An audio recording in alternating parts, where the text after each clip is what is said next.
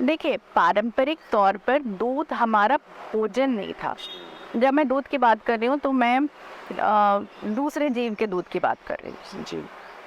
वो हमारा भोजन कभी नहीं था। हाँ, वो आप आज भी देखिएगा तो कभी लोग नहीं कहेंगे, जो देसी गाय होती थी कभी नहीं कहेंगे कि वो दूध देती है। वो कहेंगे कि वो औषधि है। उसको एक औषधि के रूप में देखा जाता था, उसका सेवन भी औषधि के रूप में किया जाता था। उससे चाय, कॉफ़ी और छेना तो घरों में फाड़ा नहीं जाता था, उसको अशुभ माना जाता था। तो आप देखिए उससे जो घी भी निकाला जाता था वो बाइलोना पद्धति से निकाला जाता था। दही जमा के उसको मथ के फिर उसको उससे घी निकाला जाता था या दही के रूप में सेवन किया जाता था। उससे हम ये मटर पनीर और बटर मसाला, पनीर मटर मसाला ये सब नहीं उससे बनाते थे, हम जानते थे ये औषधि है। अब आज हमने क्या किया, नहीं हम बाकी सब चीज़ नहीं देखेंगे, हम देखेंगे इसमें कैल्शियम है। हमने कैल्शियम देखा, हमने दूध पिया, जब हम टेस्ट कराने जाते हैं तो हम डेफिशिएंट आते हैं। तो कहाँ गया वो कैल्शियम? द कैजुअल टॉक के इस नए एपिसोड में आपका स्वागत है। आज हमारे साथ जो मेहमान है वो IIT रुड़की से पास आउट हैं। एक बहु अंतर्राष्ट्रीय कंपनी में जॉब किया इन्होंने, उसके बाद समाज में अपने दायित्वों के निर्वहन के लिए नेचुरलिस्ट के तौर पे काम कर रही हैं। ऋचा रंजन जी, स्वागत है आपका हमारे धन्यवाद। कैजुअल टॉक पे। अगर शुरुआती दिनों की बात की जाए तो आपका बचपन कहाँ बीता, पढ़ाई कैसे हुई और उसके बाद इंजीनियरिंग लाइफ कैसे हुई आपकी? मेरा बचपन अधिकतर तो बिहार में ही बीता है। पढ़ाई भी पटना से ही हुई है। प्रारंभिक शिक्षा मैंने नोटर डेम अकेडमी पटना से किया। उसके बाद मैंने ग्रेजुएशन बीटेक किया था IIT रुड़की से। उसके बाद कॉर्पोरेट जगत में कार्य किया लगभग 11 वर्षों तक। तो बचपन तो बिहार में ही बीता है। बात अगर बचपन की जाए तो आपके फादर, पिताजी अभियानंद सर IPS थे, माँ डॉक्टर थी, नहीं। तो कभी इस चीज़ का इम्पैक्ट पड़ा आपकी लाइफ पे?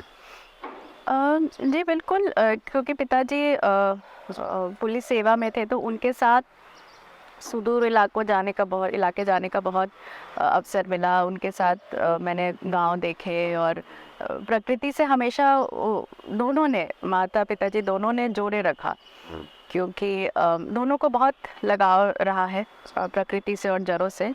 तो मेरी समझ से वो वही एक बेस बना जिसके कारण आज मेरा ये जो रुझाव हुआ है प्रकृति की ओर, तो संभवतः वहीं पर बेस था। ऋचा जी, बच्चों की ज़िंदगी का एक सबसे महत्वपूर्ण पार्ट होता है माता पिता, जैसे कि आपने बताया। स्कूल के दौरान कभी आपके साथ ऐसा हुआ कि अरे हमारे पापा तो पुलिस ऑफिसर हैं, ये हो जाता है बच्चों के अंदर वो स्ट्राइक? नहीं, क्योंकि घर का माहौल बिल्कुल आम घर के जैसा ही होता था, तो कभी ऐसा नहीं लगा कि हाँ पिताजी ये मेरी समझ से ये हम बहुत बड़े होकर शायद ये समझ में आया कि हाँ वो उन्होंने क्या कार्य किया है या जो भी उनका योगदान रहा है। लेकिन नहीं, बचपन में तो ऐसा कुछ भी नहीं हुआ। IIT जी क्यों? आपके पास अगर आप चाहती, आपके दादाजी भी पुलिस में थे, पिताजी भी पुलिस में थे, माँ डॉक्टर थी, और भी ऑप्शंस हो सकते थे आपके पास। अम, जिस समय में हम लोग +2 दे रहे थे उस समय यही सबसे अच्छा इसको माना जा रहा था। मतलब ये जो पढ़ाई का क्षेत्र था इसमें ये नया नया निकल के आया था और चैलेंजिंग भी था और इसके अपॉर्चुनिटीज़ भी काफ़ी बताए जा रहे थे कि हाँ इसमें आगे चलकर बहुत संभावनाएं हैं। तो एक बार हो गया तो फिर उसी में फिर आगे मैं बढ़ती गई। कॉर्पोरेट वर्ल्ड को छोड़ने के पीछे का रीज़न क्या था, मुख्य वजह अगर कही जाए तो? बिल्कुल, एक तो जैसा मैंने बताया कि दोनों पिताजी और माँ दोनों ने हमेशा जड़ों से जोड़ कर रखा था, तो हमेशा एक खिंचाव था जड़ों को कि उसमें जड़ों से जुड़ना है। और कॉर्पोरेट जगत में मैंने काफ़ी लंबे समय तक काम किया, 11 वर्षों तक काम किया। तो एक चीज़ तो देखने में आता था कि सुविधाएं बहुत है, जैसे स्वास्थ्य सुविधाएं हैं, या आप देखिए बहुत सारे ऐसे जांच है जिनका तो हम नाम भी नहीं पहले सुनते थे, लेकिन तभी भी बीमारियां बहुत बढ़ रही हैं, चाहे वो कैंसर है, डायबिटीज़ है, हाइपरटेंशन है, ओबेसिटी है, बहुत तरह की बीमारियां बहुत आम होते जा रही हैं। या नॉर्मल आप देखिए साधारण एक सर्दी खांसी हो जाए तो वो भी बार बार हो रही है, हम दवा तो ले लेते हैं लेकिन फिर हो जाती है। जी। और लगता है जैसे कि हमारा शरीर उससे लड़ नहीं पा रहा है। और भी कई ऐसी बातें थी, आप देखिए तो समाज में भी लगता था कि किस ओर जा रहा है समाज, हमारी सोच किस ओर जा रही है और हम बहुत सारी चीज़ों को आप कहते हैं कि नहीं ये सोच ठीक है, लेकिन अगर उसको हम अपने पारंपरिक सोच से समझने का प्रयास करें तो लगता है कि नहीं कुछ गलत है इसमें। सो ये सब कारण था कि लगा कि नहीं समझना होगा कि क्या हो रहा है, हम ऐसा क्या कर दिए हैं कि इतनी तीव्रता से हम किसी और ही दिशा में ऐसा प्रतीत होता था कि जा रहे हैं। बात अगर की जाए तो आपके लाइफ का ऐसा कौन सा मोमेंटम था जहाँ से आपने डिसाइड किया कि रिचा द नेचुरलिस्ट बनना है मुझे? देखिए मैंने जब समझा कि नहीं कुछ हम त्रुटियां कर रहे हैं और जानना शुरू किया तो लगा कि नहीं बहुत ही मूल में हम त्रुटियां कर रहे हैं, चाहे खान पान है, रहने का तरीका है, बहुत सारी चीज़ें। तो मैंने सबसे पहले अपने खान पान में बदलाव किया और पिताजी भी तब अब सेवानिवृत्त हुए थे, उनको भी अपनी सास समस्याएं थी, तो उनको समय नहीं मिलता था क्योंकि काफ़ी उनका बिजी रहता था स्केड्यूल। तो उन्होंने भी प्रयास किया और मेरी माताजी भी जैसे आपने बताया डॉक्टर हैं, तो वो लगभग 40 वर्षों के अपने कार्यकाल में उन्होंने ऐसी बीमारियां नहीं देखी थी जो अब एकदम आम हो गई, मतलब यदा कदा उन्हें मिलती थे वो केसेस। और ये सब कोई भी कॉन्टेजियस डिजीजेस नहीं है, ऐसा नहीं कि ये फैलते हैं डिजीजेस, तो क्यों इतनी बड़ी संख्या में ये बीमारियां हो रही है। तो एक तरह से हम तीनों ने प्रयास किया जानने का कि क्या हो रहा है और तब हमें बहुत कुछ समझ में आया, चाहे खान पान, क्योंकि हम जब अपने गांव जा रहे हैं या और भी गांव जा रहे हैं और समझने का प्रयास करें कि वो क्या खाते थे, आज से 40-50 वर्ष पहले लोग क्या खाते थे, कैसे रहते थे, तो हमें लगा कि नहीं हमारी आज की समझ इससे बहुत भिन्न है, ऑलमोस्ट विपरीत है। तो हमने बदला और भी लोगों ने बदला, जो जान पहचान के भी कुछ लोग उसको हमारे में बदलाव देख के उन्होंने वो भी प्रभावित थे और उन्होंने भी बदला। तो बहुत हमें इसके सकारात्मक जो रिजल्ट्स हैं वो मिलते गए। और जब ये कोरोना का समय आया तो एक तरह से समझिए कि हमारी जो एक तेज़ गति हो रही थी उसको एक रोक लगी और जो लोग नहीं समझना चाह रहे थे वो समझने के लिए बाध्य हो गए कि नहीं अब हमें समझना होगा कि हम कहाँ त्रुटि कर रहे हैं। तो बहुत लोगों ने कहा कि नहीं आप इस पे और पब्लिकली इस पे आप थोड़ा बताइए। तो वहीं से एक मैंने सोशल मीडिया पे पेज शुरू किया था और काफ़ी लोगों ने आमंत्रित किया अपने प्लेटफॉर्म पे कि नहीं आप बताइए आपका जो भी इसमें एक्सपीरियंस रहा है तो वो आप बताइए। तो वहाँ से फिर ये यात्रा एक दूसरे एक पायदान पे गई और फिर उसके बाद का जो समय था हम बहुत गांव में गए, कृषकों से हमने बात की और लोगों से भी बात की, तो ये 2 वे कम्युनिकेशन वहाँ से फिर शुरू हुआ। आमतौर पे सही भी है, ये कहा जाता है कि भारत कृषि प्रधान देश है, लेकिन ऐसी मुख्य त्रुटि या कमी क्या रहेगी हम लोग के बीच में कि हम पैकेज्ड खाना क्यों ज़्यादा भाग रहे हैं जी, जो हमारे मूल अनाज है नहीं उसकी ओर हम लौटना भी नहीं चाहते या फिर देखना ही नहीं चाहते, क्या नहीं। मतलब है उससे? जी, देखिए आप देखिए जंगल में जानवर होते हैं, हर जानवर को पता है उसका भोजन क्या है, उसके हाथ में मोबाइल नहीं है, उसके पास किताबें नहीं है, लेकिन उसको अपना भोजन पता है। आज एक मनुष्य ही ऐसा जानवर है जिसको अपना भोजन नहीं पता है, जबकि आप समझिए सुबह से शाम हम यही सर्च कर रहे हैं, हम यही पढ़ने का प्रयास कर रहे हैं, लोगों से जानने का प्रयास कर रहे हैं, लेकिन हम अपने भोजन को नहीं समझ पा रहे हैं। मुझे जहाँ तक समझ में आया इसमें 2 मूल बातें हैं। एक तो कि हम प्रकृति से दूर होते गए। देखिए सीमेंट में रह रहे हैं, आज हम ग्लास में रह रहे हैं, तो हम प्रकृति से इतना कटते जा रहे हैं कि हमारा शरीर जो प्रतिक्रिया दे रहा है, केवल शरीर नहीं, शरीर मन दोनों जो प्रतिक्रिया दे रहा है उसको हम समझ नहीं पाते हैं। शरीर और मन तो हमें बता रहा है कि ये गलत है, मत करो, लेकिन हम उसको समझ नहीं पा रहे हैं, या हम कोई चीज़ के इतने अधीन हो गए हैं कि उसको सुन के भी अनसुना कर रहे हैं। और दूसरा ये कि जो पारंपरिक समझ थी, देखिए पारंपरिक समझ किस पे बनी, क्योंकि लोग पीढ़ी दर पीढ़ी उसको देखते गए, प्रकृति से जुड़े हुए थे, लोग मिट्टी में रहते थे, प्रकृति से जुड़े थे, जानते थे कि हम क्या करेंगे तो उसका परिणाम क्या होगा। तो उससे हम दूर हो गए क्योंकि हमने कहा कि नहीं ये तो ओल्ड फैशन है, ये तो बेकार की बात है, ये सब तो बेकार है, हमें जो भी प्रचार प्रसार किया जा रहा है फिर वो हम सीखेंगे, वो जानेंगे।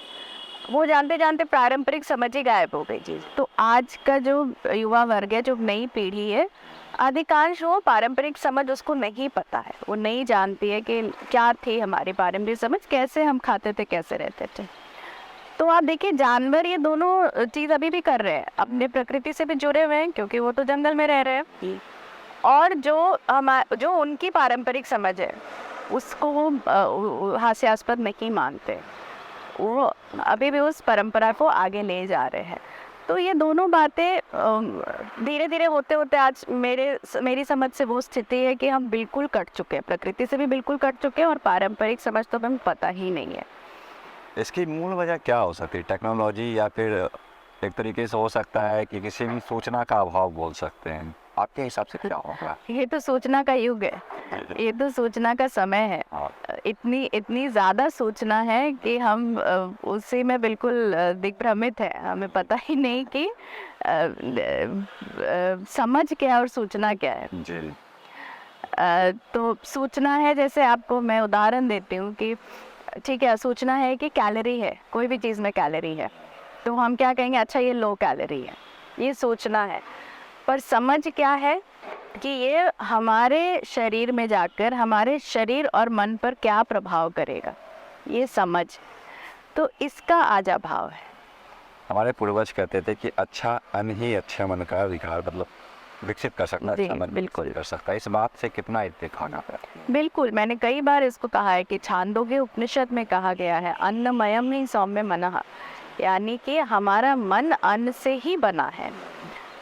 और हम ठीक है, शरीर और बुद्धि और मन की तो बात कभी कभी कर भी लेते हैं, लेकिन चेतना की बात नहीं करते हैं।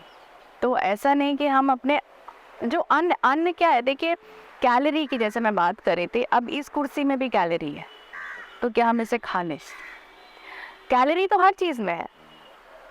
कैलोरी क्या है? ऊर्जा का माप है, हर चीज़ में कैलोरी है। लेकिन अगर वो अनाज ही, अगर वो अन्न नहीं है हमारे लिए, तो वो हमारे किसी काम का नहीं है। तो क्या अन्न है, ये समझना आवश्यक है। क्योंकि जब हम ऐसा चीज़ ग्रहण कर रहे हैं जो हमारे शरीर और मन पे उसका प्रतिकूल प्रभाव पड़ रहा है, तो फिर कहीं हम चेतना विहीन नहीं हो जाए। जी। मेरी बात सर से भी हो रही थी, व्यामी सर, उन्होंने भी इस बात को बताया कि रिटायरमेंट के बाद में आपने उनके हेल्दी लाइफ स्टाइल को कैसे इम्प्रूव किया। और बाकी जितने भी यूथ होते हैं, जैसे हमारी ही लाइफ को आप ले लें, हमारे जैसे बहुत सारे यूथ हैं, ट्रैवलर हैं, ब्लॉगर हैं, जिनका कोई फिक्स नहीं होता, शेड्यूल फिक्स नहीं होता है, कहीं भी रहते हैं, कहीं भी रहते हैं। उसमें क्या होता है कि बाहर का खाना खाना ज़रूरी समझिए, मजबूरी समझिए, ये हो ही जाता है। तो उस दौरान इंसान खुद को कैसे फिट रखे? नहीं, बिल्कुल सही। आज के कुछ ऐसे अब हो गया है कि नहीं, हमें ट्रैवल करना ही है। तो ऐसा नहीं है कि लोग पहले यात्रा नहीं करते थे। हाँ, जिस तादाद में आज हम कर रहे हैं उतना नहीं करते थे। लेकिन अगर यात्रा हमें करना ही और फ्रीक्वेंटली करना है, तो भी बहुत सारी चीज़ें जो हम अपने साथ ले जा सकते हैं। जैसे आप देखिए कि सत्तू होता था, सिर्फ चने का ही नहीं, बाजरे का सत्तू है, बहुत सारी चीज़ों का सत्तू हुआ करता था। मड़ुआ का सत्तू, बाजरे का सत्तू, या हम उससे बना कुछ ऐसा चीज़ ले जाएं जो काफ़ी दिन रह जाता है। तो इस तरह की भी चीज़ें होती है। ऐसा नहीं है कि हमें बिल्कुल बाहर ही खाना ही है। हम चाहें तो हम ऐसा कर सकते हैं कि नहीं, कम से कम 2-3 दिन तो हम कर ही सकते हैं कि हम अपने साथ ही कैरी करें अपना जो भी भोजन है, ताकि हम हर जगह नहीं जाके बाहर खा रहे हैं। हाँ, यदा कदा हमें ऐसी आवश्यकता हो रही है तो ठीक है, लेकिन जितना संभव हो हम अपने घर का पका हुआ भोजन करें। मोटा अनाज का अगर सब्स्टिट्यूट देखा जाए, तो आपके हिसाब से सबसे बेहतर सब्स्टिट्यूट क्या हो सकता है मोटे अनाज के तौर पे? मोटा अनाज का तो कोई सब्स्टिट्यूट नहीं हो सकता है, क्योंकि देखिए मोटा अनाज हमारा पारंपरिक अनाज रहा है। मोटे अनाज में बहुत सारे अनाज होते हैं, जैसे मरुआ है, ज्वार है, बाजरा है, समा, सावा, कोदो, कांगनी, हरी कांगनी, चीना। तो बहुत सारे अनाज, ऐसा नहीं कि कोई 1-2 अनाज है। आज तो हम केवल एक गेहूँ खा रहे हैं ना, लेकिन हम बहुत तरह के मोटे अनाज में बहुत तरह के अनाज होते थे। हम पारंपरिक रूप से उसको खाते हुए आए थे, जिसको लगभग 40, 50, 60 वर्ष पूर्व हमने वो उसकी उतनी उपज ही बंद कर दी और हम गेहूं की तरफ मुड़ गए। हमें अमेरिका का एक पब्लिक लॉ 480 था, जिसके अंतर्गत हमें गेहूं आया था, बीज के फॉर्म में आया था। और उसके बाद हमारी खेती बदली, हमारा भोजन बदला, क्योंकि हम मोटे अनाज छोड़ के अपना ये खाने लगे। तो गेहूं को एक विकल्प के रूप में प्रस्तुत किया गया था, मोटे अनाज के विकल्प के रूप में। तो हम धीरे धीरे मोटे अनाज को उपजाना ही बंद कर दिया और आज तो बहुत कम उपज हो गई है पहले के तुलना में।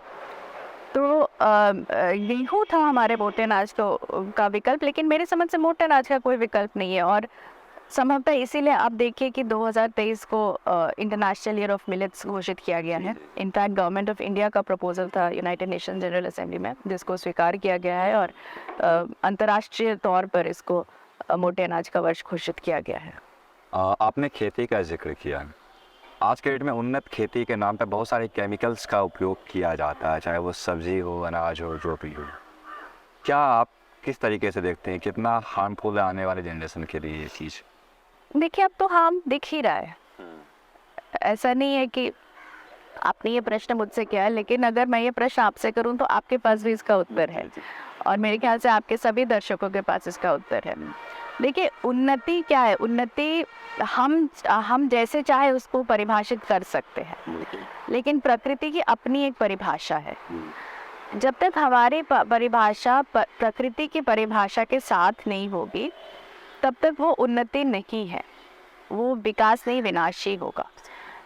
तो हमें प्रकृति ने जैसे उन्नति या प्रगति या विकास को परिभाषित किया, उसको समझना होगा, और यही हमारे पूर्वज समझते थे, और वहीं पर हम भूल कर रहे हैं। हमने एक अपनी परिभाषा बना दी और हमने कहा नहीं नहीं, यही सही परिभाषा है। अब हम उसमें ही अगर ट्रैप्ड रह जाएंगे तो प्रकृति, फिर देखिए प्रकृति से हम कब तक कितना लड़ पाएंगे और कितना उसके विपरीत जा पाएंगे, ये तो फिर समय ही बताएगा।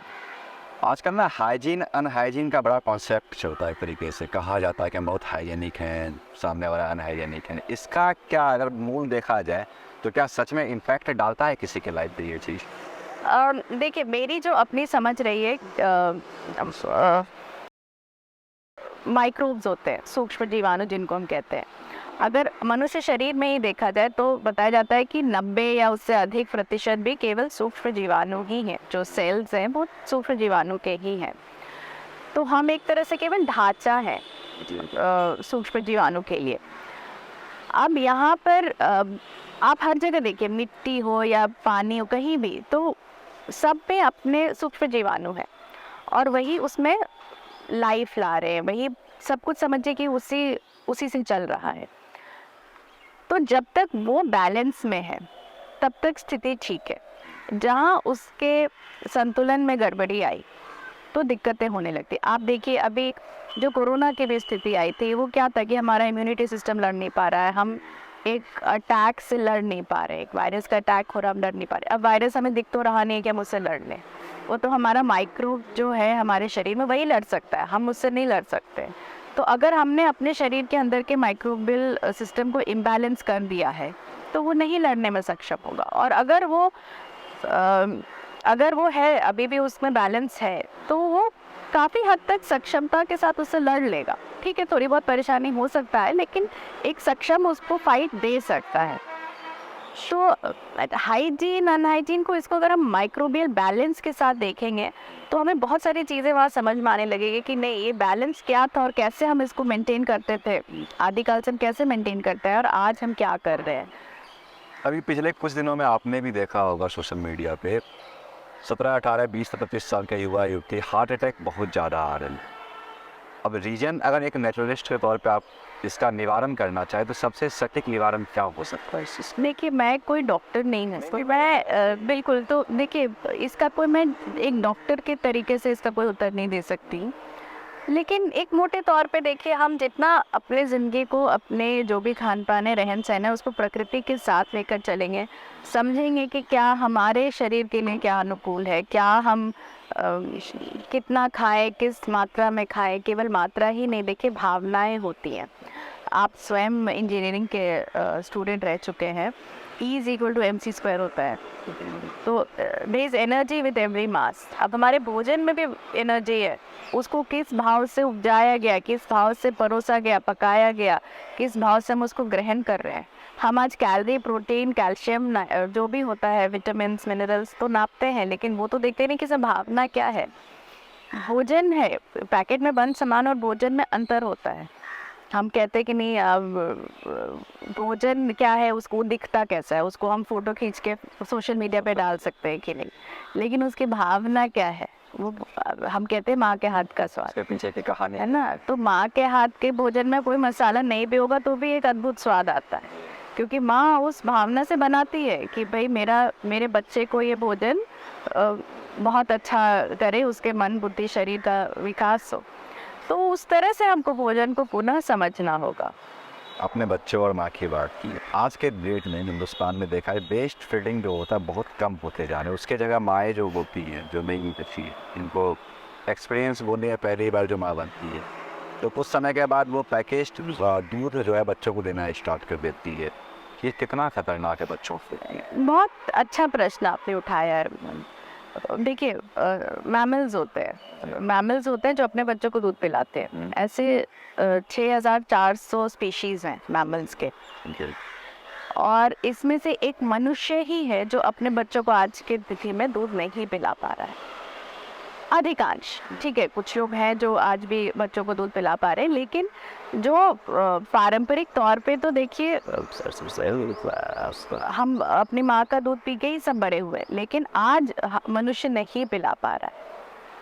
तो ये तो मेरे समझ से पूरे समाज के लिए एक बहुत सोचने का विषय है कि 6400 में बाकी सब पिला पा रहे हैं अपने बच्चों को दूध, लेकिन मनुष्य नहीं। मनुष्य का बच्चा ही वंचित रह रहा है उस दूध से। और वो दूध देखिए, क्योंकि वी आर मैमल्स, तो वो दूध उस बच्चे का अधिकार भी है, उसका आधार भी है, क्योंकि प्रकृति ने हमें वो रेप्टाइल नहीं बनाया, बर्ड नहीं बनाया, मैमल बनाया, तो कुछ सोच के बनाया।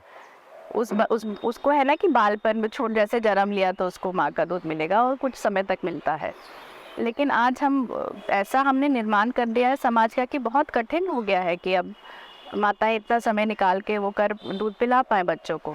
तो ये पूरे समाज के लिए एक सोचने का विषय है, क्योंकि वो जो आपने भी सुना होगा कि देखो बचपन में जो उसने खाया पिया वही पूरे जीवन काम आता है। तो वो तो फर्स्ट फूड है बेबी का, और वही उसका फूड तो वही प्रकृति ने तो वही फूड बनाया, फिर आप चाहे जो कर लीजिए। और दूध देखिए, जो लाइव हार्मोन्स होते हैं ना उससे बनते हैं, कोई फैक्ट्री में दूध नहीं बनता है। तो वो लाइव हम सोच ले कि ठीक है फैक्ट्री में हमने दूध बना दिया, लेकिन दूध कोई भी पशु में, मनुष्य में भी दूध लाइव हार्मोन्स से बनते हैं। और आप देखिए कि जो हमारी समझ रही थी कि माताओं को जब वो स्तनपान कराती थी तो उनको बहुत प्रसन्न रखा जाता था, क्योंकि लाइव हार्मोन से दूध बन रहा है। अगर माताएं प्रसन्न नहीं होंगी तो वो दूध में वो शक्ति नहीं जाएगी बच्चों तक। बिल्कुल, आपने दूध की बात की। हिंदुस्तान एक ऐसा देश है यहाँ पे औसतन रोज अगर खर्च देखी जाए, मतलब दूध की खपत देखी जाए तो 70 से 80 करोड़ लीटर के आसपास का एक औसत निकाला गया है, लेकिन वही उत्पादन नेचुरल वे से 20-25 करोड़ लीटर बहुत हो गए। तो ये जो बाकी के बीच का 3 गुना गैप है, तो कहीं ना कहीं ये तो बहुत ज़्यादा इम्पैक्ट डालता होगा बच्चों के ज़िंदगी में और बाकी लोगों की ज़िंदगी में। देखिए, पारंपरिक तौर पर दूध हमारा भोजन नहीं था। जब मैं दूध की बात कर रही हूँ तो मैं दूसरे जीव के दूध की बात कर रही हूँ जी। वो हमारा भोजन कभी नहीं था। हाँ, वो आप आज भी देखिएगा तो कभी लोग नहीं कहेंगे, जो देसी गाय होती है कभी नहीं कहेंगे कि वो दूध देती है, वो कहेंगे कि वो औषधि है। उसको एक औषधि के रूप में देखा जाता था, उसका सेवन भी औषधि के रूप में किया जाता था। उससे चाय, कॉफ़ी और पनीर छेना तो घरों में फाड़ा नहीं जाता था, उसको अशुभ माना जाता था। तो आप देखिए उससे जो घी भी निकाला जाता था वो बाइलोना पद्धति से निकाला जाता था। दही जमा के उसको मथ के फिर उसको उससे घी निकाला जाता था, या दही के रूप में सेवन किया जाता था। उससे हम ये मटर पनीर और बटर मसाला, पनीर बटर मसाला ये सब नहीं उससे बनाते थे, हम जानते थे ये औषधि है। अब आज हमने क्या किया, नहीं हम बाकी सब चीज़ नहीं देखेंगे, हम देखेंगे इसमें कैल्शियम है। हमने कैल्शियम देखा, हमने दूध पिया। जब हम टेस्ट कराने जाते हैं तो हम डेफिशिएंट आते हैं, तो कहाँ गया वो कैल्शियम? आज जिस लीटर हम दूध का कंजम्पशन कर रहे हैं, चाहे वो किस भी फॉर्म में हो, आइसक्रीम है या जो भी है, बहुत अनेक तरह से हम उसका सेवन कर रहे हैं। बिना दूध के तो हम शायद कोई भोजन ही नहीं कर रहे हैं। कुछ नहीं तो रात में सोने से पहले ही आधा लीटर दूध लोग पी रहे हैं। तो कहाँ जा रहा है वो कैल्शियम? क्यों आज हमें गोलियाँ खानी पड़ रही है? कहाँ जा रहा है वो प्रोटीन?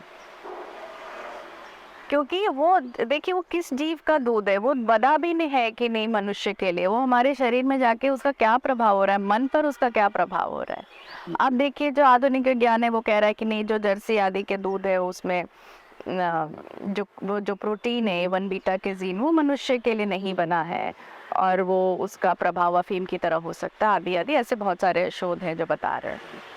तो हमारे पूर्वज तो जानते थे, वो देसी गाय को रखते भी थे तो वो उस तरह से रखते, जानते थे कि अगर इसमें प्रसन्नता का जो वो नहीं रहेगा, प्रसन्न नहीं रहेगी तो वो दूध भी किसी काम का नहीं है फिर।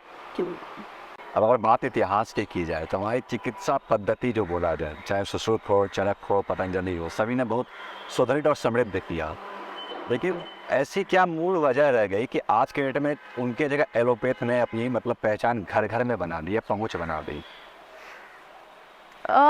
वजह तो संभवतः थोड़ा कठिन होगा बताना कि क्यों हम उन जो भी हमारी पारंपरिक पद्धतियाँ रही हैं, जो भी हम पारंपरिक तौर पर जिन पद्धतियों का को हम अपनाते आए हैं वो अब प्राय विलुप्त है। देखिएगा तो बहुत उसके जानकार अब नहीं मिलते हैं।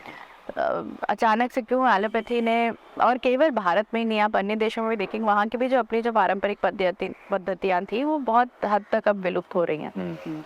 तो ये तो हमें समझना होगा कि क्यों हो रही है। हालांकि हाँ अब वापस लोगों का उस तरफ रुचि हो रहा है और लोग जानना चाह रहे हैं कि हम प्रकृति की सहायता से ही कैसे ठीक हो सकते हैं, प्रकृति के विपरीत जाकर नहीं, उसके साथ ही जाकर कैसे ठीक हो सकते हैं। क्योंकि जो भी पारंपरिक पद्धतियाँ थी वो इसी मूल पर थी कि आप प्रकृति को समझिए और प्रकृति के साथ ही चलिए, तो साथ चलते चलते आप you will evolve into a better person, healthier person. तो वो वाली जो भावना थी वो संभवतः लोग अब पुनः समझने का प्रयास कर रहे हैं। तो बिल्कुल आशा है कि वापस से वो पुनर्जीवित हो जो पद्धतियाँ थी। अगर सब कुछ विज्ञान है, सब साइंस है, तो फिर डिवाइड भी किया जाता है चीज़ों को? जी बिल्कुल, देखिए बात बताया गया है ना, वसुधैव कुटुंबकम, तो हम सब जुड़े हुए हैं।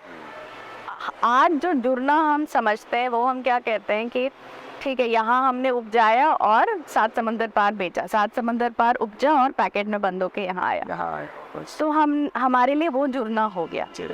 लेकिन जो पारंपरिक तौर पे जो हमारे पूर्वज भी समझते आए थे और जो प्रकृति ने जुड़ना को जैसे डिफाइन किया है, तो हम एनर्जी के थ्रू जुड़े हुए हैं। आज अगर हमने यहाँ जहर डाला है तो वो कैसे जहर फ्लो करके कहाँ चला जाएगा। हमने मिट्टी में डाला, वो पानी में गया, पानी से वो नदी में गया, नदी से वो समुद्र में गया, वो गया। या आज हमने अमृत डाला तो अमृत से वो कैसे कैसे वो थ्रू एनर्जी वो ट्रांसफ़र हुआ। हमने वाटर साइकिल में क्या कंट्रीब्यूट किया तो वो कैसे वो अफेक्ट किया पूरे सिस्टम को। या सॉइल का जो हेल्थ है, माइक्रोबियल बैलेंस है, अगर एक जगह कर रहा है तो कैसे वो दूसरी जगह उसका इम्पैक्ट होगा। तो वैसे हम जुड़े हुए थे। जो आज ये मास ट्रांसफ़र हो रहा है, चाहे लोगों का या चीज़ों का, केवल चीज़ों का ही नहीं, लोगों का भी हो रहा है। जैसे आपने प्रश्न में बोला कि हम इतना ट्रैवल कर रहे हैं, तो ये बहुत प्रकृति के अनुकूल नहीं है। प्रकृति आप कभी भी देखिएगा तो कोई भी अपने प्रक्रिया में इतना मास ट्रांसफ़र थोड़ा बहुत करती है, पर इतने अमाउंट में उसका नहीं होता है। अब जैसे हमारे शरीर में ही आप देखिए, मैंने कहा कि माइक्रोब्स हैं, तो माइक्रोब्स भी शरीर के हर भाग में अपने प्रकार के माइक्रोब्स हैं और वो एक जगह से दूसरी जगह नहीं जाएंगे जब तक कि इम्बैलेंस नहीं हो। अगर चीज़ें ठीक है तो वो अपने ही भाग में रहेंगे और थ्रू एनर्जी वो या तो सिग्नल के थ्रू कुछ भेजेंगे या कुछ न्यूट्रिएंट भेजा, किसी तरह वो इन्फॉर्मेशन और सिग्नल वगैरह का ट्रांसफ़र हो रहा है, बट माइक्रोब खुद ही नहीं उठ के जा रहा है और वही इम्बैलेंस होता है। आज क्या होता है कि वो तो वहाँ पे माइक्रोबियल इम्बैलेंस हो गया, वहाँ का माइक्रोब कहीं और चला गया, कहीं का वहाँ आ गया। हीलिंग का सबसे सही तरीका क्या हो सकता है एक नेचुरलिस्ट के तौर पे आपको? जो देखिए ये तो मेरे समझ से कोई बहुत जो डॉक्टर आदि जो आपने कहा जैसे आयुर्वेद है, सिद्ध है, या जो हमारी पारंपरिक पद्धतियाँ थी वो बिल्कुल इस पे और प्रकाश डाल सकते हैं। लेकिन मेरी अपनी समझ से जो मुझे समझ में आया कि जितना कम से कम हम अपने भोजन को तो ठीक कर सकते हैं, पूर्णतः नहीं भी तो प्रयास तो शुरू कर सकते हैं कि हाँ धीरे धीरे हम इसको ठीक करते जाएंगे। जैसे आप देखिए जो हमारा पारंपरिक अनाज था, वो मोटा अनाज तो वापस लोग उसको याद कर ही रहे हैं, जो हमारा दूध को भी हम औषधि समझे और देसी गाय को समझे। अगर हम समझ जाएंगे कि नहीं, ये चाय कॉफ़ी और पनीर और आइसक्रीम के लिए नहीं बना है, ये एक औषधि था। और देसी गाय जो विलुप्त हो गई हैं, क्यों विलुप्त हो गई? क्योंकि हमने एक डिमांड क्रिएट कर दिया, एक ऐसा डिमांड क्रिएट कर दिया। वो देसी गाय वो हमारे डिमांड के लिए नहीं आई थी, प्रकृति ने उन्हें नहीं बनाया था हमारे डिमांड को पूरा करने के लिए। तो दूध की क्या उपयोगिता है हमारे लाइफ में? अब देखिए, हम चीनी खाते हैं, प्रोसेस्ड है।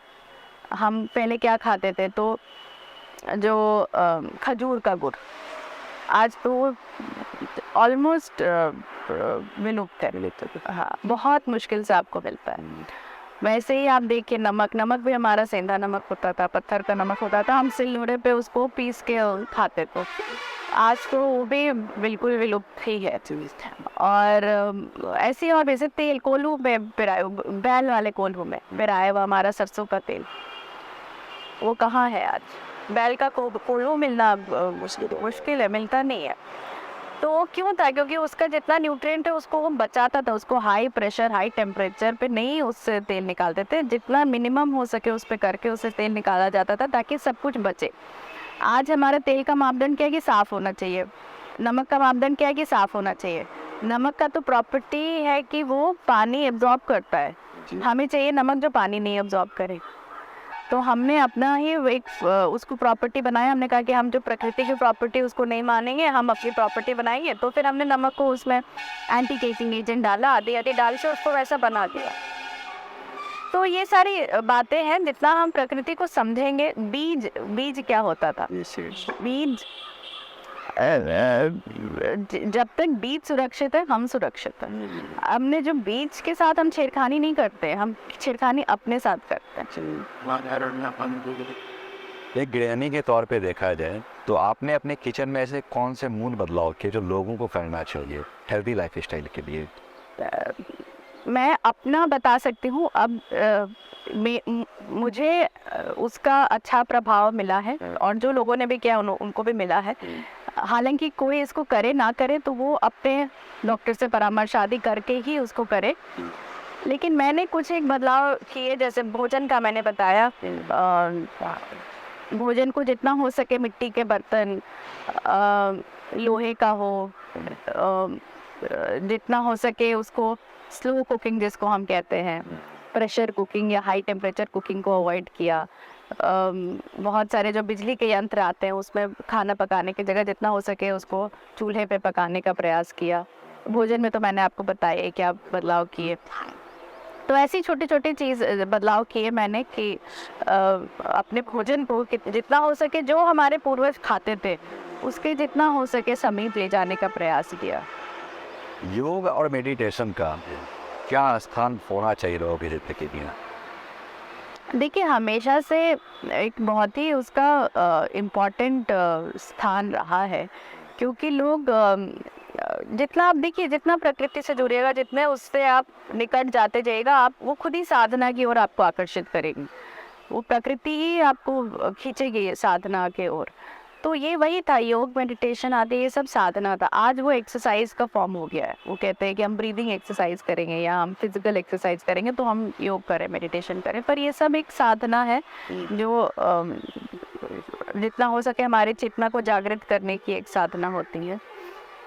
आज के डेट में देखा गया है, आपने भी देखा होगा, महसूस किया होगा, जितने यूथ कहा जाए तो जो भी प्राकृतिक स्थानों पे जाते हैं, जो उसकी प्राकृतिक सुंदरता है उसको या तो नष्ट करने पे तुले हुए हैं या फिर उनका एक अलग परसेप्शन बन गया चीज़ों को देखने का। ये क्या है, इसके बारे में आपका क्या विचार है? देखिए, सोच की बात है। आज जो सोच एक हो रही है हमारी, क्योंकि हम भोजन की जगह अब सामान को ही ग्रहण कर रहे हैं। भोजन तो अब पक ही नहीं रहा, हमने तो अपने चूल्हे को कब का बंद कर दिया है। तो अब जब हम सामान पर ही निर्भर करेंगे तो सोच भी वैसी होगी, सोच में बिल्कुल बदलाव आएगा। अब हम उसको चाहे विकास का नाम दे दें या जो भी उसको परिभाषा दे दें, लेकिन सोच बदल रही है लोगों की। अब वो कितना सही की ओर जा रही है और कितना गलत की ओर, ये समय बताएगा। कुछ हद तक बता भी रहा है, हम देख रहे हैं कि समाज में क्या हो रहा है। लेकिन हमें अपना ही समझना होगा कि अगर हमें लगता है कि नहीं, सोच में कुछ तो दिक्कत है, कुछ गड़बड़ हो रहा है, तो हमें ही ठीक करना है। वो कोई और नहीं ठीक करेगा। चाहे वो हम अपने गुस्सा पे कंट्रोल नहीं कर पा रहे हैं, या हमें बिन बात की चिड़चिड़ाहट हो रही है, या हम ठीक है किसी ने कुछ कह दिया तो हम बिल्कुल गुस्सा हो गए या चिड़चिड़ा गए, क्यों हो रहा है? एक बैलेंस हम क्यों नहीं रख पा रहे और चीज़ों को ऑब्जेक्टिवली क्यों नहीं देख पा रहे हैं? आज आप रोड पे भी चलिए तो लगेगा कि हर कोई बिल्कुल गुस्से में है, उसके पास समय नहीं है, वो चिड़चिड़ाया हुआ है, वो चिल्लाया हुआ है। तो क्यों? हम किस ओर जा रहे हैं, कहाँ जा रहे हैं? ऋचा जी, आपने जैसे बोला कि लोगों को जड़ की ओर वापस लौटना चाहिए, ठीक है, मैं मानता हूँ चीज़ों को, वो हमें ऑप्शंस होते हैं इंसान के पास, लेकिन जो 2 टियर 3 टियर मेट्रो सिटी में अपार्टमेंट में रहते हैं उनके पास क्या ऑप्शन होते हैं? देखिए बिल्कुल प्रैक्टिकली थोड़ा कठिन हो जाता है, लेकिन 2 चीज़ों से जुड़े, एक तो कि सूर्य और एक मिट्टी। जी। तो बिल्कुल जैसे हम नंगे पाँव मिट्टी में रहते थे तो हमारा अर्थिंग होता था, नेचुरल अर्थिंग होता था। जो फ्री इलेक्ट्रॉन्स होते हैं तो वो नेचुरल जा कर के बॉडी को अर्थ कर रहे हैं, और सूर्य से हम कट रहे हैं। तो वो बहुत ज़रूरी है कि इन 2 चीज़ों से जुड़े। और भोजन में तो हम बदलाव कर सकते हैं, जो कहीं भी हम रह रहे हों, भोजन में तो हम धीरे धीरे बदलाव कर सकते हैं। तो उसका ठीक है, धीरे धीरे ही सही पर प्रभाव दिखेगा हमें जी। और हर छोटा कदम एक बहुत बड़ा डिफरेंस लाता है, क्योंकि हम सब एक दूसरे से जुड़े हुए हैं। ऐसा नहीं है कि अगर मैंने कुछ बदलाव किया तो उसका प्रभाव कहीं और नहीं हो रहा, उसका प्रभाव उस हर जगह हो रहा है, क्योंकि उसी तरह से हम जुड़े ही हुए हैं। कुकिंग के खाना बनाने का जो तरीका होता है उसमें पहले से ज़्यादा बदलाव हुए हैं। पहले आदमी, हमारी माएँ जो थी, चावल पकाती थी, फिर उसका मार निकालती थी। आज के में प्रेशर कुकर में बना के पका के सिजा के सब कुछ खाया जाता है। तो ये इसका बहुत ज़्यादा गलत है, या फिर इसको किस वे में आप लोग के दायरा से आपको ले? देखिए हमने कहा कि समय बचेगा, तो हमने कहा कि ठीक है हम पहले इसको बहुत दबाव में उसको पका दें या गला दें। पक रहा है कि गल रहा है वो भी एक प्रश्न है। या हमने कहा कि चलो ठीक है मसाला हम घर में नहीं बनाएंगे, हम बाज़ार से लाएंगे। फिर हमने कहा कि छोड़ो ये तो पैकेट में खाना आता है, इसको 2 मिनट गर्म करो खा लो। फिर हमने कहा छोड़ो ये भी क्यों करेंगे, हम सीधे अब ऑर्डर ही करेंगे। तो वो जो समय हम बचा रहे हैं वो उसका हम कर क्या रहे हैं? आने वाले समय में ऋचा रंजन का सबसे बड़ा इम्पैक्ट क्या होगा समाज के लिए? अपना क्या योगदान आप देना चाहेंगे अपने स्तर पे? देखिए जो पारंपरिक समझ से हम कट गए, जो हमारी युवा पीढ़ी कट गई, उस समझ से दूर हो गई, उसको पता नहीं, आज की युवा पीढ़ी को पता ही नहीं मोटा अनाज क्या है जी। समा, कोदो, कांगनी, मरुआ, ज्वार, बाजरा का आदि क्या है, ये युवा पीढ़ी आज नहीं जान रही है। वैसे ही जो हमारे बीज है उसकी क्या महत्ता है। छिन्ने मूले न फलम न पुष्पम, अगर मूल ही छिन जाएगा, अगर वो बीज ही हमने उसको नष्ट कर दिया तो ना फूल होंगे ना पुष्प। तो फूल और पुष्प तो हम देख रहे हैं, लेकिन वो बीज है, उसके मूल में वो बीज है। अगर माइक्रोबियल बैलेंस खत्म हो गया तो सब कुछ ही खत्म हो जाता है। तो वो ये सब ये बिल्कुल साइंटिफिक बातें हैं, इसमें कोई ऐसी बात नहीं है जो, क्योंकि आप भी उसके विद्यार्थी रहे, आप बिल्कुल समझ सकते हैं कि पूरा साइंस है, it's all based on science. तो साइंस को हम सही तरीके से देखें, समझे। देखिए साइंस का ऑब्जेक्टिव क्या है? साइंस का ऑब्जेक्टिव है कि हम प्रकृति को समझें। हम न्यूटन्स लॉ कहते हैं, न्यूटन्स लॉ क्या है? हमें प्रकृति को समझा रहा है कि ठीक है ऑब्जेक्ट है, उस पर फोर्स लगा रहा है, वो उस पर, तो ये हम प्रकृति को समझ रहे हैं ना। ऐसा नहीं कि वो फोर्स बनाया न्यूटन ने प्रकृति के एक चीज़ को समझा और उसको लिखा कि हाँ प्रकृति ऐसे काम कर रही है। आप बार बार अभी कन्वर्सेशन में आपने बोला कि युवा पीढ़ी को मालूम है कि मोटे अनाज क्या होंगे, जिसके पीछे मेन वजह और देखा जाए तो क्या हो सकता है? परिवेश हो सकता है, संस्कृति हो सकता है, या फिर माँ बाप का बच्चों से कन्वर्सेशन का अभाव हो सकता है। देखिए आज क्या है ना, ये प्रचार प्रसार का युग है। इतने तरह के प्रचार हैं, प्रसार हैं कि आप इंफॉर्मेशन तो बहुत है जी, पर उसमें जो हमारी समझ है उसको हम कहीं खो नहीं दे। ये calorie, protein, calcium, vitamin, mineral, low cal, high protein आदि, इस चक्कर में फंस के हम यही नहीं देखें कि है क्या वो। अब देखिए जो चूहा मारने की दवा है उसमें भी सब कुछ होगा, अगर हम उसको पैक कर दें और लिख दें। हाँ, ऐसा नहीं कि लोग जाके खाने लगे, उस पर लो कैल लिख दे, हाई प्रोटीन लो कैल लिख दे, देखिएगा आप लोग खरीद के खाने लग जाएंगे। है क्या अंदर में? और केवल वो एक कोई मास ही नहीं, उसके साथ एनर्जी भी है। किस प्रेशर किस टेम्परेचर पे उसको बनाया गया है, उसमें क्या भावनाएं थी, वो सब हम उसको सब ग्रहण करते हैं। तो एफएसएसआई का जो मानक तय होता है खाद्य पदार्थों को लेकर, तो क्या सही है या फिर अभी के हिसाब से ठीक ठाक है? मैं नहीं उस पर कमेंट कर पाऊंगी, मुझे नहीं पता है क्या मानक है, लेकिन एक एज उपभोक्ता हम उसको समझे ना कि ठीक है मेरा बच्चा इसको खा रहा है, उस पर क्या प्रभाव हो रहा है। अगर सामाजिक दायित्व और पारिवारिक दायित्व की बात करें तो परिवार का सपोर्ट आपके साथ कैसा रहा है? जी बिल्कुल बहुत रहा है, क्योंकि उन्होंने बहुत सपोर्ट किया है, तभी इस क्षेत्र में मैं इसको और समझ पाई हूँ और कार्य कर पाई हूँ। जी। तो पूर्ण उनका सहयोग रहा है। कभी लगा कि मैं अपनी नैतिक जिम्मेदारी के कारण पारिवारिक जिम्मेदारी से पीछे हट रहा हूं? ऐसा नहीं, बिल्कुल नहीं, परिवार बिल्कुल इससे हमेशा हमेशा साथ रहा है, और हम सब ने इससे बहुत हम सब लाभान्वित हुए हैं। ये पूरे जो ये हमारा एक लर्निंग एक्सपीरियंस रहा है, उससे तो मेरी समझ से हम सब बहुत लाभान्वित हुए हैं। ऋचा जी, भविष्य की क्या योजनाएं हैं आपको? हम ऐसे गांव में जाते हैं, कृषकों से हमारा टू वे कम्युनिकेशन होता है, उनकी बात हम समझने का प्रयास करते हैं कि इनको क्या परेशानी हो रही है, और हमने जो सीखा है वो हम उन्हें बताने का भी प्रयास करते हैं। और चूँकि देखिए जो कृषक होते हैं वो तो सबसे ज़्यादा जुड़े हुए हैं, आज के दिन में वो मिट्टी से सबसे ज़्यादा जुड़े हुए हैं, तो वो जानते भी हैं, बहुत हद तक जानते हैं। हाँ, उनके लिए बदलना थोड़ा कठिन होता है, लेकिन बिल्कुल बदलाव आएगा। दूसरा, हम सोशल मीडिया पर भी इस बात को रखते हैं, और आज वो युग है सोशल मीडिया का। तो फेसबुक पे एक पेज है ऋचा द नेचुरलिस्ट, इंस्टाग्राम पे भी है और ट्विटर पे भी है, तो उससे भी हम लोगों से जुड़ते हैं। वहाँ भी कुछ लोग जो बदलाव करते हैं वो हमें आके बताते हैं कि उन्हें क्या लाभ हुआ। तो उस तरह से हम इस चीज़ को और आगे ले जाने का प्रयास कर रहे हैं अभी। सबसे ईजीएस्ट वे में अगर कहा जाए तो एक आपका क्या संदेश होगा हेल्दी लाइफ स्टाइल को लेकर सोसाइटी के लिए? देखिए, हम बहुत जगह ढूंढते हैं कि क्या खाना है, कैसे खाना है, क्या करना है, आदि आदि। एक जगह जो हम नहीं पता करते वो है अपना गांव। हम अगर अपने गांव में ही जाके 80-90 साल के जो होंगे बुजुर्ग, उनसे पूछे आप क्या खाते थे बचपन में, तो वही हमें सब बता देंगे।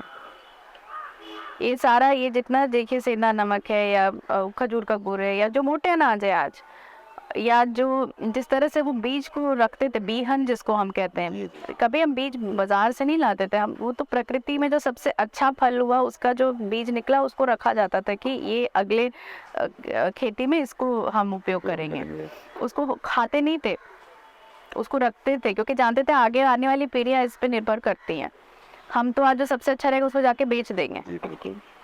वो सबसे अच्छा को रख लेते थे, अगला को वो अपने परिवार को खिलाते थे, जो बच गया उसको फिर जो बदलैन कहते हैं गांव में, बदलैन होता है सामान के बदले सामान पे। हाँ, ये आके ये आपका जो कॉन्सेप्ट या पद्धति कहा जाए, आप गाँव जाते हैं, बुजुर्गों से बात करते हैं, उनके जीवन शैली को देखती हैं, ऑब्जर्व करती है और एक अलग शैली का निर्माण करती है। इसका मेन कॉन्सेप्ट कहाँ से आया आपके दिमाग में, कहा यही एक तरीका है, यही एक वे है?